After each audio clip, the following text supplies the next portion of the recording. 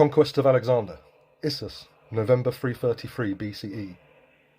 The key victory of Alexander the Great's invasion of the Persian Empire saw the Macedonians defeat the main Persian army led by Darius III.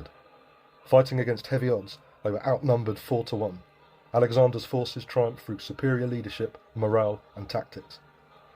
Having won at the Battle of Granicus, Alexander spent the following months establishing Macedonian control over the provinces of Asia Minor. He sent a strong advance guard under the veteran Parmenio to hold the city of Issus in northern Syria, through which any army sent from Persia would need to advance. In November 333 BCE, Alexander's scouts brought news that a vast army drawn from many provinces of the Persian Empire was advancing north through Syria. Alexander joined Parmenio and went to meet it. However, the Persian leader Darius had marched his army through the mountains to get behind Alexander, thus cutting his supply lines.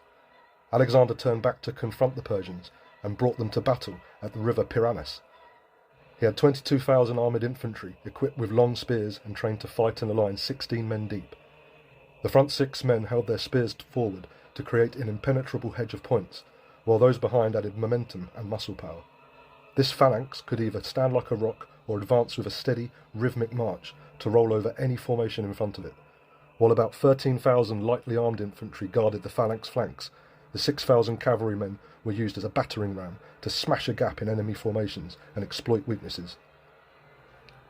The Persian army was composed of 10,000 elite immortals and 10,000 Greek mercenary hoplites, both heavy infantry, plus about 8,000 heavy and 10,000 light cavalry, and perhaps as many 80,000 infantry skirmishers. Darius put his cavalry on the right, along the coast, where the land was more suitable for horses. The centre was held by the heavy infantry, of which Darius took personal command. The left wing consisted of the Persian light infantry, who formed a vast mass of men, extending into a range of low, broken hills. Alexander put his deputy Parmenio on the coast, with half his cavalry. The centre was held by the armoured phalanx. Alexander himself commanded the elite companion cavalry on the right. A force of light infantry and some cavalry was to Alexander's right, to face the extreme Persian left. The battle opened with the Persian cavalry crossing the river Pinaris and pushing back Parmenio, who withdrew in good order. Meanwhile, the Macedonian phalanx had advanced, causing the Persian heavy infantry to edge back. Alexander spotted a weakness in the enemy line where the heavy infantry met the lighter left flank forces. He charged into the space with his companion cavalry, burst through the Persian rear, and then wheeled left to where he could see Darius and the Persian senior commanders. Lacking a reserve to hold off Alexander and his horsemen, Darius fled. Alexander let him go, instead attacking the rear of the Persian heavy infantry formations.